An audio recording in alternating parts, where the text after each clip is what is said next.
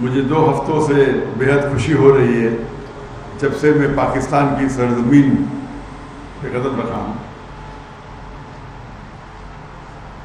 اور میں جب پاکستانیوں سے ملتا تھا پاکستان کے باہر اکثر،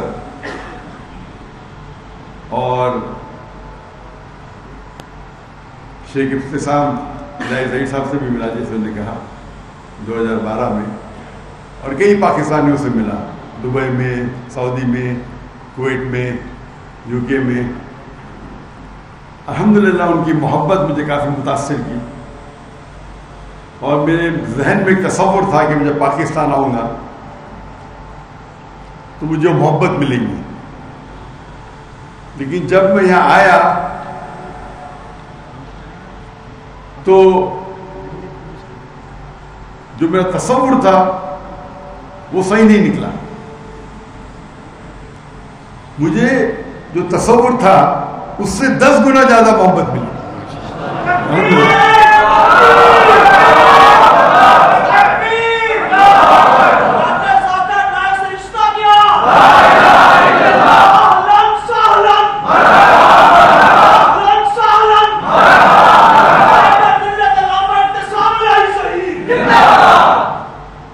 اور جو میں نے دیکھا کراچی میں اور لاہور میں، ہم جب ایئرپورٹ سے نکلے تو مرکز اہل حدیث گئے، اس کے بعد راول پنڈی تبلیغ جماعت کے وہاں گئے، مولانا طارق جمیل کے وہاں گئے، آج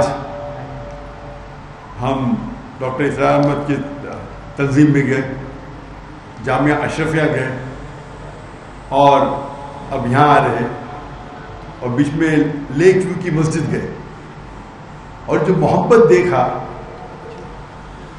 جو اکثر ہندوستان اور پاکستان میں ایسا نہیں ہوتا کہ دیگر آرگنائزیشن کے، دیگر مسلک کے سب لوگ محبت کرتے ہیں۔ اگر میرے گھر والے میری تعریف کی تو کیا بڑی بات، جب باہر والے تعریف کی یہ بڑی بات۔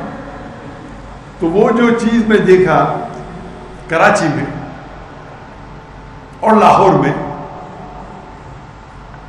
اگر میں توحید کی بات کر رہا ہوں توحید والوں کے بیچ تو کیا بڑی بات، 19-20 کا فرق۔ جب توحید کی بات کر رہا ہوں توحید نہیں ماننے والوں اور وہ مانے، یہ خاص من فضل ربی۔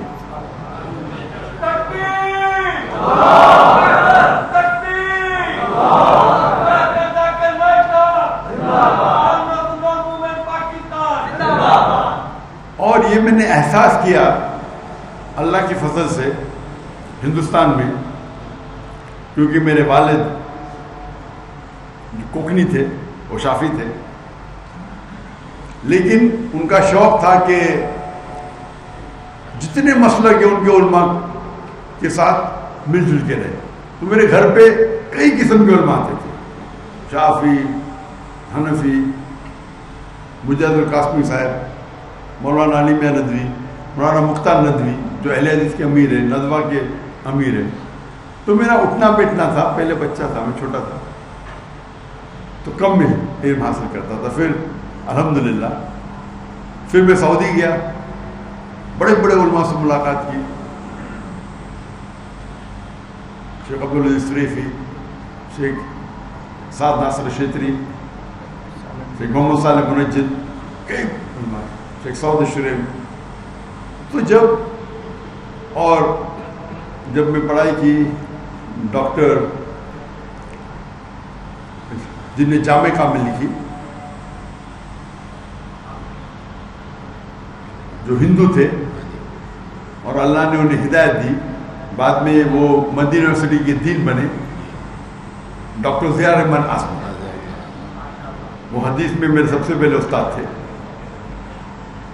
جب میں اونچے لوگ سے ملتا تھا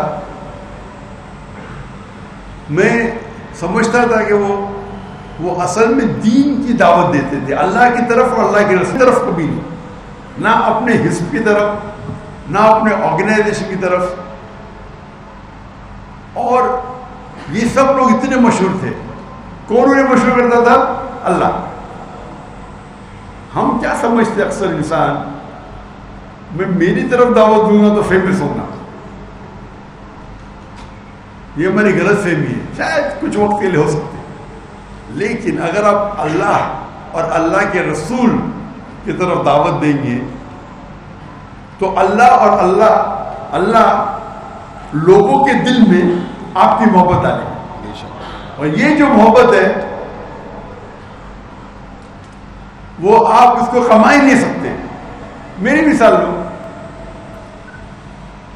میں تو ہکلاتا تھا بچپن میں. اگر کوئی مجھے پوچھتا تھا تمہارا نام کیا، میں کہتا دا ذاکر.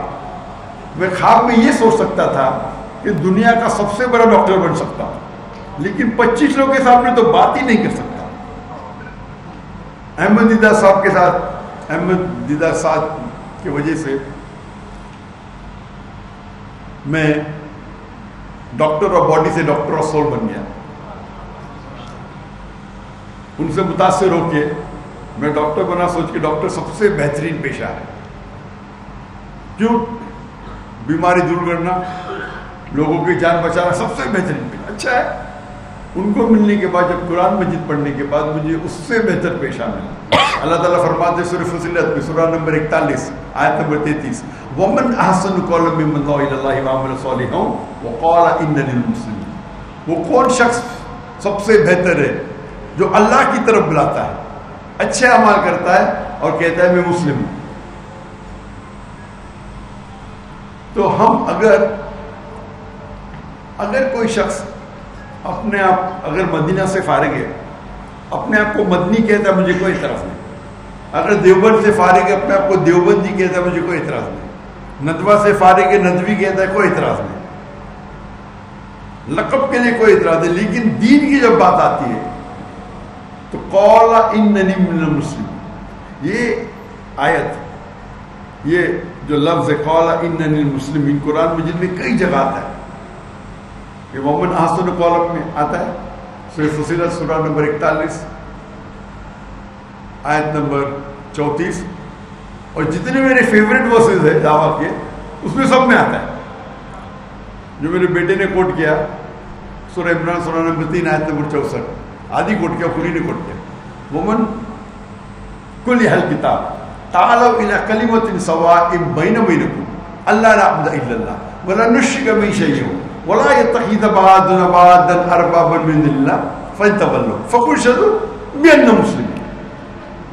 بأننا مسلمون. تو اللہ تعالیٰ فرماتے ہم مسلم ہیں.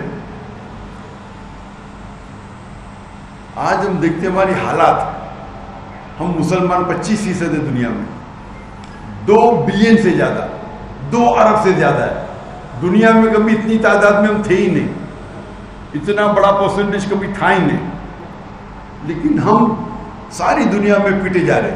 فٹ بال کی طرح لوگ ہمیں لات مارتے، ہماری کوئی قدر نہیں کرتا. اللہ کے رسول کی حدیث ہے اور وہ فرماتے ایک وقت آئے گا جب لوگ مسلمان پہ ٹوٹ پڑیں گے. تو صحابہ پوچھتے کیا اس وقت ہم اقلیت میں ہوئیں گے، کیا ہم کم ہوئیں گے تعداد میں؟ اللہ کے رسول فرماتے نہیں، ہم تعداد میں بہت ہوئیں گے لیکن جھاگ کی طرح، لائک فروت. جب ہم تاریخ پڑھتے ہیں ہمیں پتہ لگتا ہے کہ 8ویں اور 9ویں صدی میں یورپین کہتے تھے اندھیرے کا دور، ڈارک ایجز. اندھیرا کس کے لیے تھا؟ ان کے لیے. اس دور میں مسلمان نے جو ترقی کی سائنس اور ٹیکنالوجی میں، اگر آپ کو سائنس پہ تحقیق کرنا ہے اس وقت آپ کے لیے لازم تھا کہ آپ عربی زبان پہ مہارت پائے، کیونکہ عربی زبان اس ٹائم عروج پہ تھی. ہم مسلمان عروج پہ تھے. میتھمیٹکس میں کتنے ہم نے انوینشن کیے. ٹریگنومیٹری کے فادر کون ہے؟ مسلمان. کیمسٹری کے فادر کون؟ ویسٹرن ورلڈ کہتے ہیں گیبر. گیبر نے جابر بن حیان. جو الکحل یہ لفظ ہے آیا عربی لفظ الگل سے، ایول اسپرٹ. محمد رازی، علی بن سینا، کئی آپ نام دیکھیں گے. ٹائم مسلمان عروج پہ تھے کیونکہ ہم قرآن اور صحیح حدیث کے قریب تھے. آج اللہ نے ہمیں دولت دی ہے. میرے نظریے سے سب سے امیر انسان دنیا میں اکثر مسلمان ہے. ٹاپ 100 میں سے 95 سے زیادہ مسلمان ہیں. آپ یہ فوربس لسٹ پہ مت جاؤ. یہ فوربس لسٹ میں Elon Musk $220 billion, Jeff Bezos $1 billion, Bill Gates, یہ سب لسٹڈ کمپنی ہے. ہمارے مسلمان کے پاس پرائیویٹ کمپنی ہے. ایلون مسک کو ایک حصے میں رکھ سکتے, جیف بیزوس کو دوسرے حصے میں. اور میں خود جانتا ہوں, ہوا میں نہیں بات کر رہا ہوں, مل چکا ہوں ان سے.